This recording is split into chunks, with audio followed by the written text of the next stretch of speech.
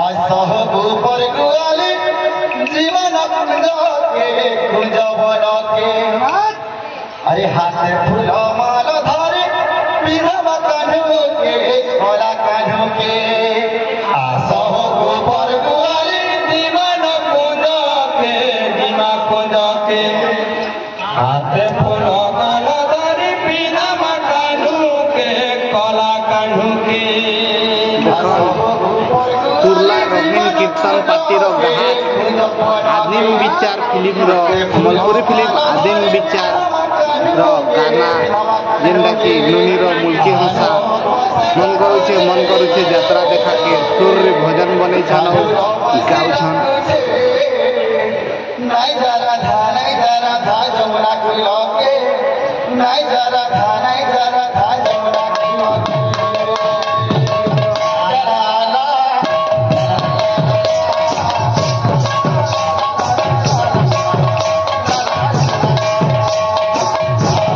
तुरला रंगीन कीर्तन पार्टी बैठकी कार्यक्रम देखवा चिंता मजा लगे आपन के भल लगा बोले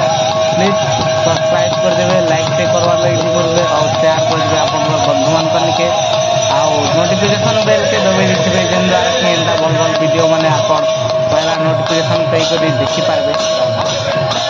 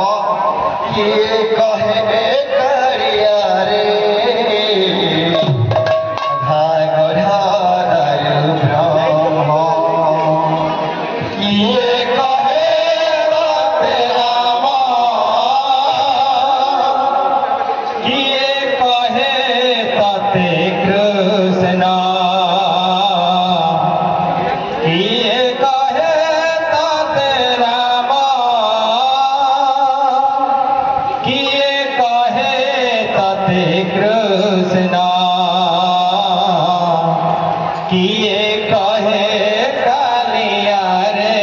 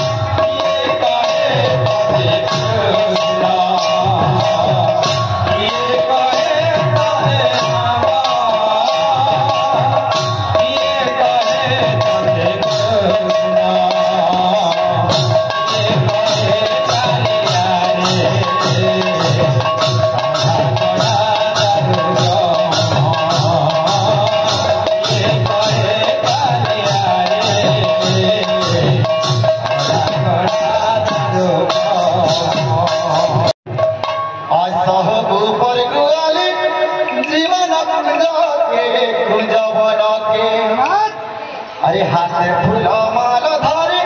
पिनवा कान्हू के कोला कान्हू के आसो गोबर गुआली दीवान कुंज के हाथ फूल माल धरे पिनवा कान्हू के कोला कान्हू के आसो गोबर गुआली दीवान कुंज बना के फूल माल धरे पिनवा कान्हू के आसो बसे डाकुजे कान्हू बसे डाकुजे नाई जरा था जमुना कुलो के नाई जरा था जमुना कुलो के